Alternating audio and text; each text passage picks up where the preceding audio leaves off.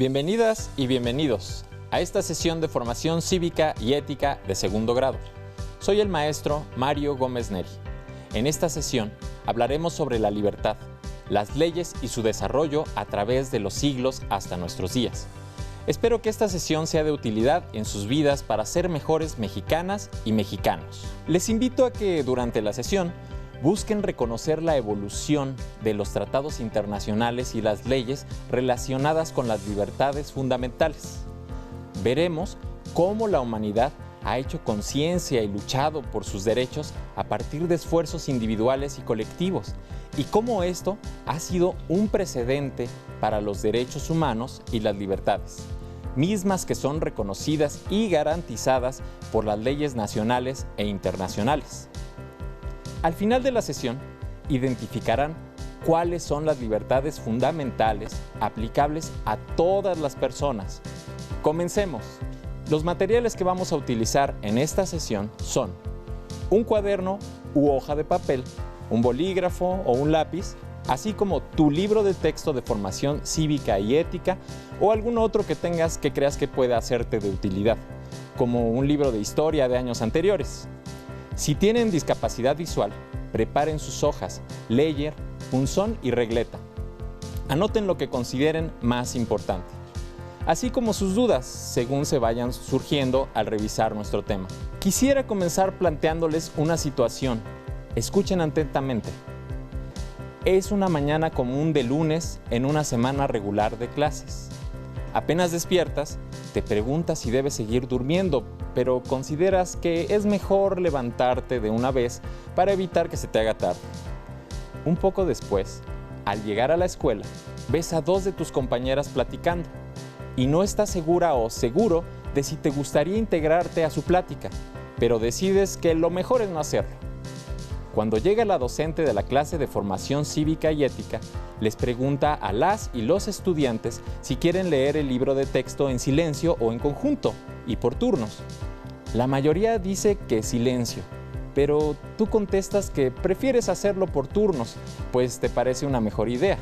Finalmente, cuando terminan las clases, unas amigas te invitan a que te quedes un momento más antes de irte a tu casa, pero recuerdas que prometiste llegar temprano, que tienes mucha tarea y también hambre, así que les dices que mejor otro día y te vas a casa. Al igual que el caso que te acabo de narrar, todos los días tienes que tomar decisiones y ejercer tu libertad, tomando en cuenta qué es lo mejor para ti, tus gustos, inquietudes, intereses, entre otros aspectos. Tienes la oportunidad de elegir entre las opciones que se te van presentando y das por hecho que puedes llevarlas a cabo.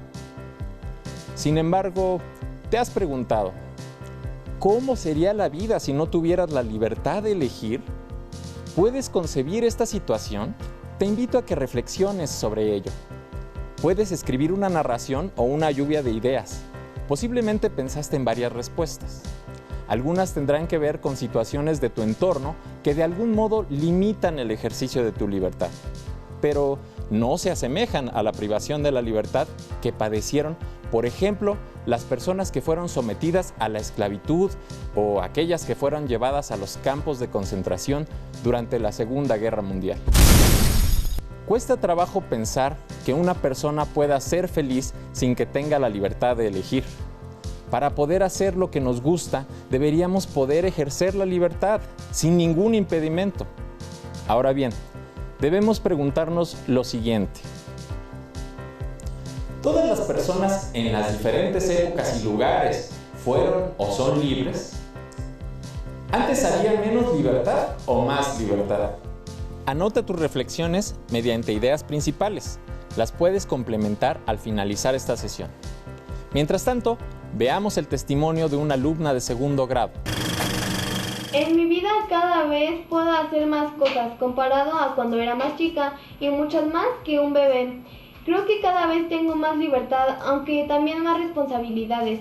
Quizás en la época de las cavernas tenían más libertad de movimiento, pero cuando imagino tantos peligros y falta de información y conocimientos y todo lo que no tenían las personas del pasado, creo que al final sí tengo más libertad yo, porque tengo más opciones y vivo más segura. ¿Qué les parece el punto de vista de esta alumna? Tal vez coinciden con ella. Seguramente tienen respuestas muy interesantes. Efectivamente, tomando el testimonio del video, la libertad implica responsabilidad.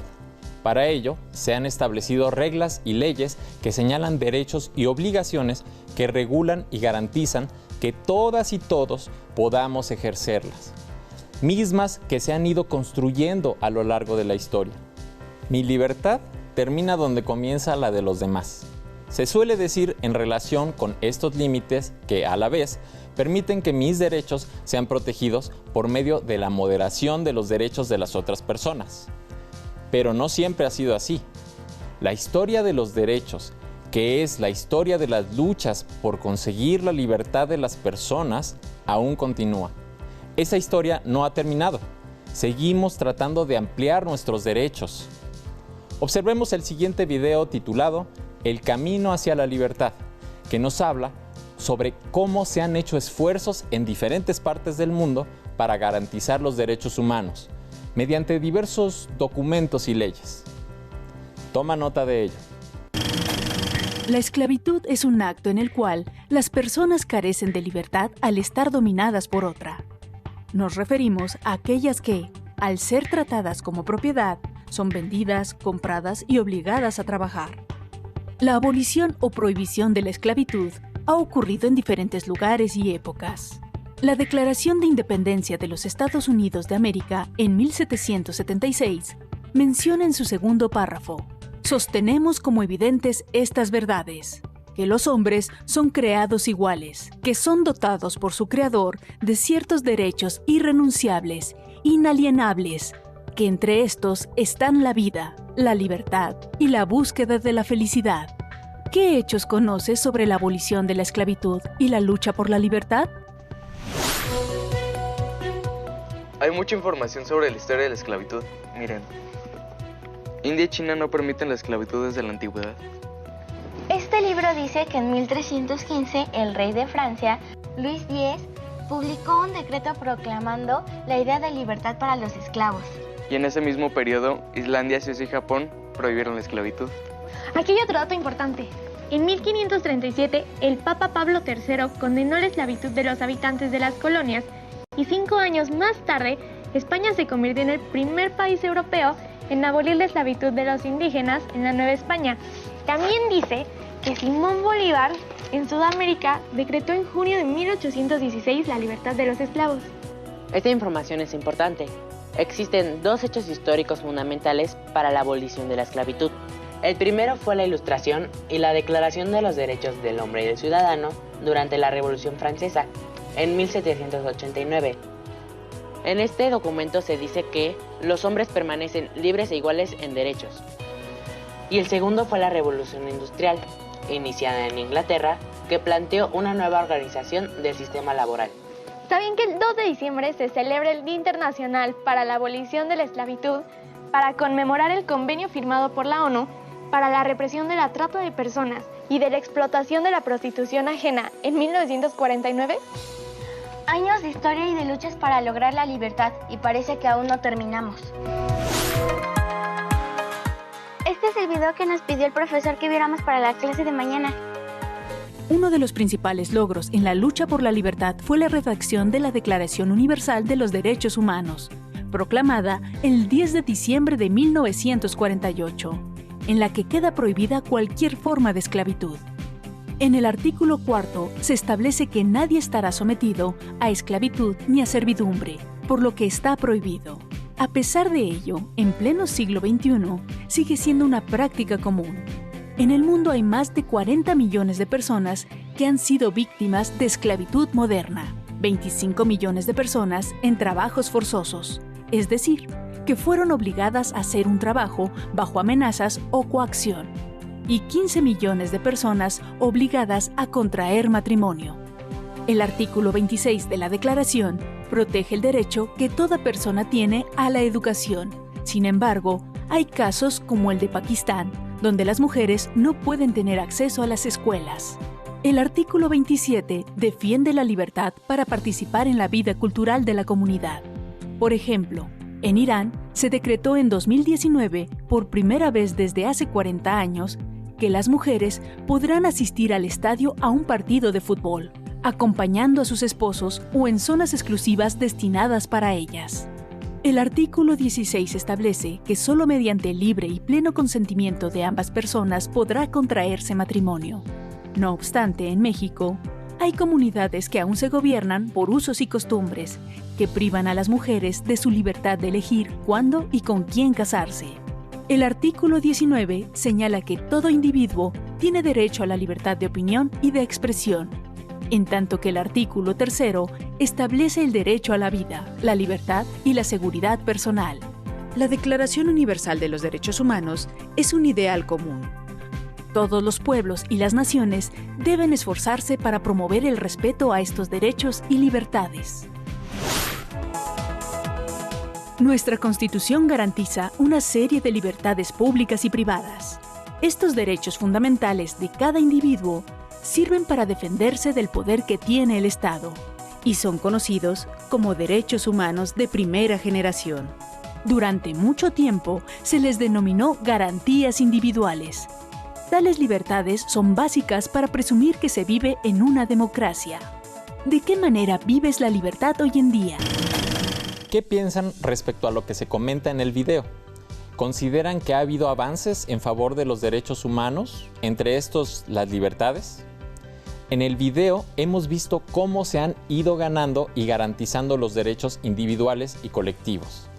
Desde la abolición de la esclavitud, las guerras de independencia en América, hasta la Declaración Universal de los Derechos Humanos de 1948. Sin embargo, los derechos humanos, entre estos la libertad, no han sido los mismos, ni eran iguales para todas las personas. Anteriormente había personas privadas de su libertad mediante la esclavitud.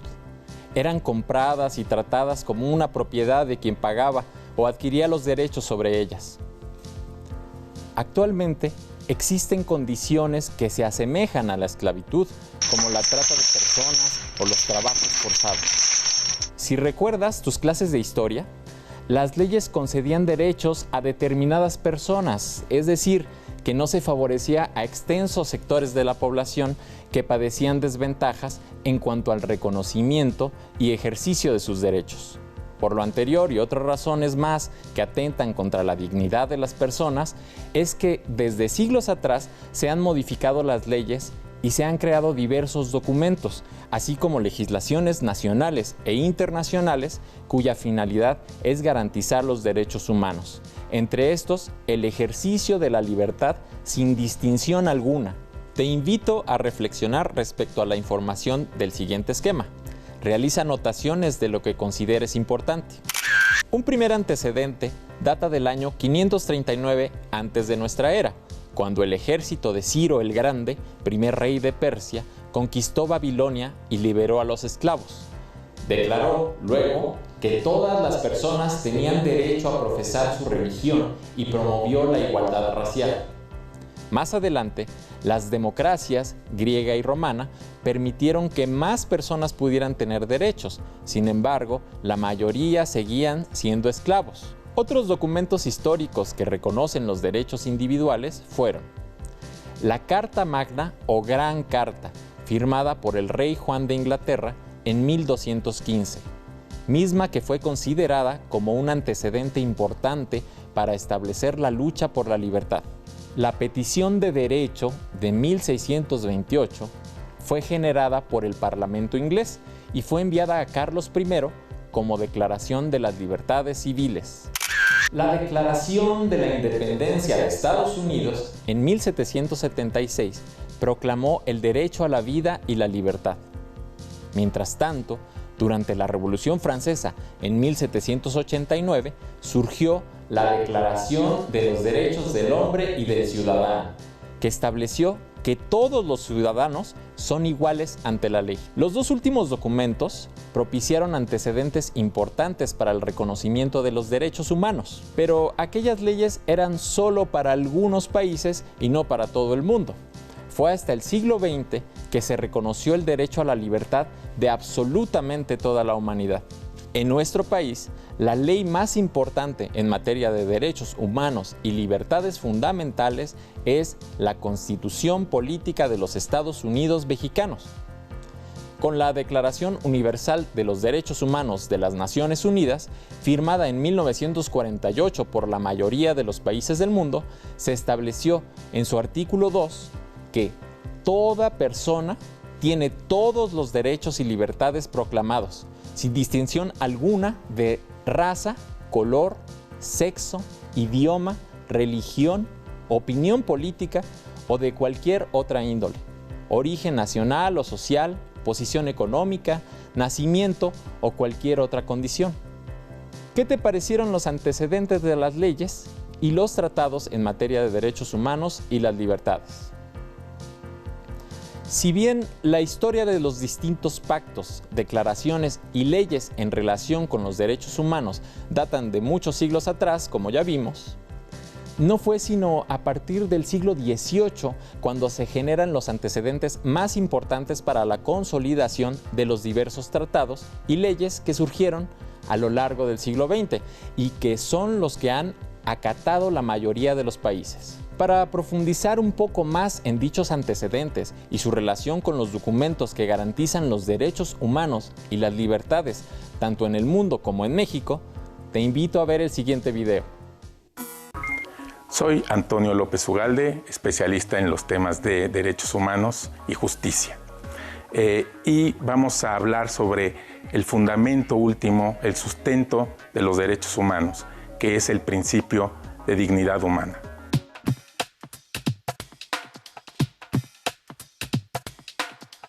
La lucha por los derechos humanos es una historia larga.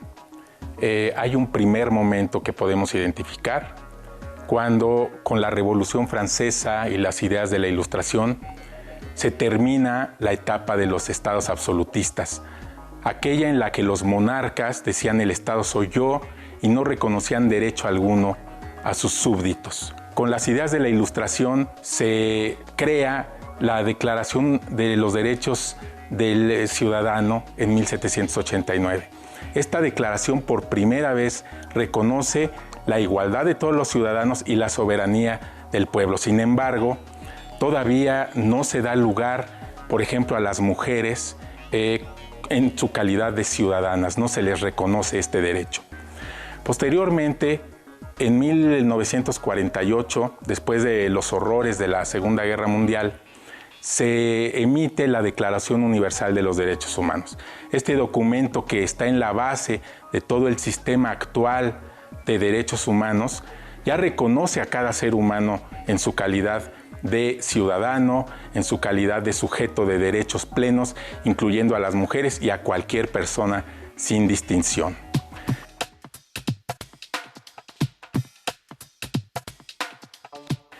A partir de la emisión de la Declaración Universal de los Derechos Humanos viene una cascada de documentos, entre ellos los pactos de derechos civiles y políticos, de derechos económicos, sociales y culturales, que impregnan todo el orbe con esta doctrina de los derechos humanos. El pueblo de México también ha dado largas batallas por sus derechos.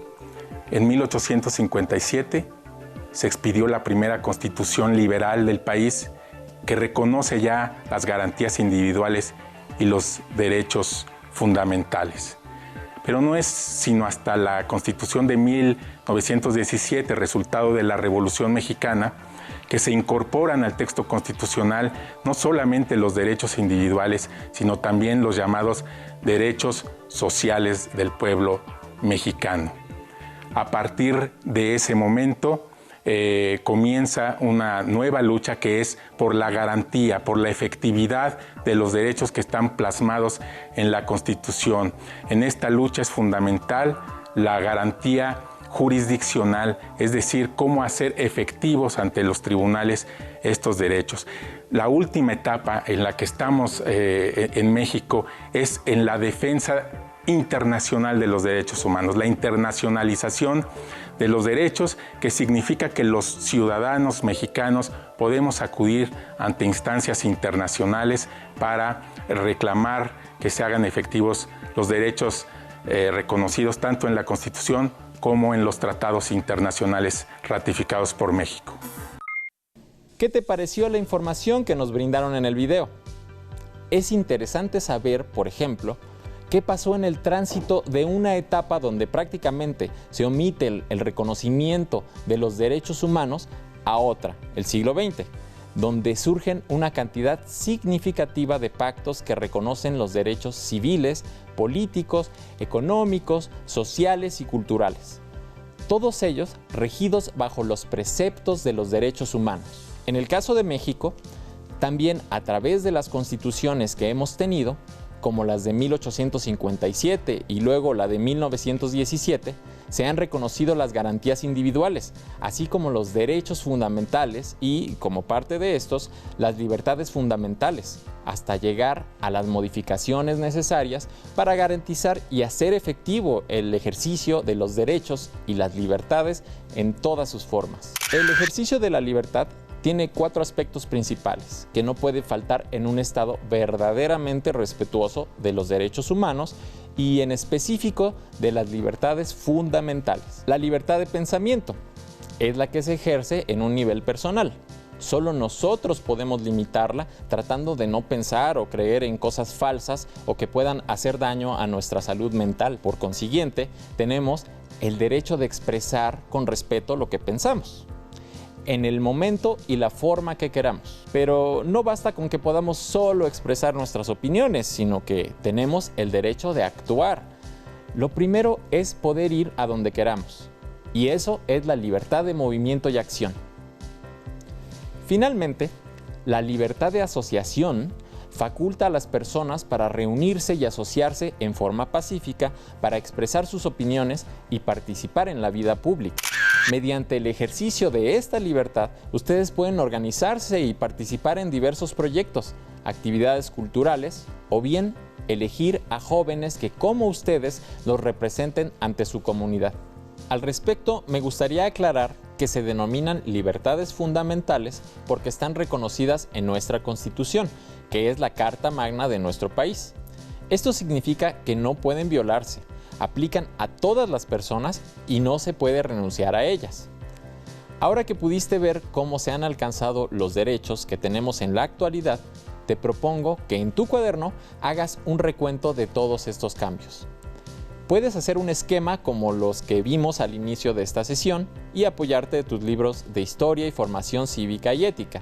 No olvides incluir la información sobre los acontecimientos específicos del continente americano. Te propongo que compartas esta información con tus familiares y amigos para que todos podamos saber los logros que se han tenido hasta el día de hoy en el ejercicio de nuestra libertad como derecho humano. En esta sesión pudiste corroborar cómo fue la evolución de los tratados y leyes relacionados con los derechos humanos que a su vez han dado la pauta para que se reconozcan y garanticen las libertades fundamentales.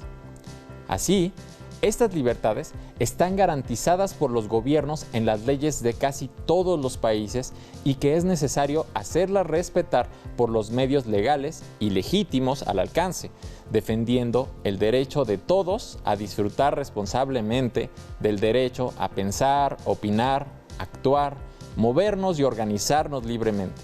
Queda mucho aún por hacer, por lo que debemos asumir nuestro papel en la historia a través de la defensa y promoción de estos, dándolos a conocer, defendiendo siempre la libertad y la dignidad humana. Ese es el desafío que tenemos como personas éticas para el mejor futuro de la humanidad. Si te interesa conocer más acerca de las libertades fundamentales, puedes consultar tu libro de texto, así como la página de la Comisión Nacional de los Derechos Humanos o bien de la Organización de las Naciones Unidas. También puedes encontrar aspectos nuevos reflexionando y releyendo tus apuntes. Te sorprenderá la cantidad de pensamientos y opiniones que puedes generar al volver sobre el mismo tema. ¡Listo! Hemos terminado por esta ocasión. Ha sido un gusto estar con ustedes. Esperamos que les haya gustado y hayan podido descubrir algo que no conocían de ustedes y del mundo en el que vivimos. Aún nos queda mucho por explorar y conocer, así que nos vemos pronto aquí en Aprende en Casa 2. Hasta la próxima.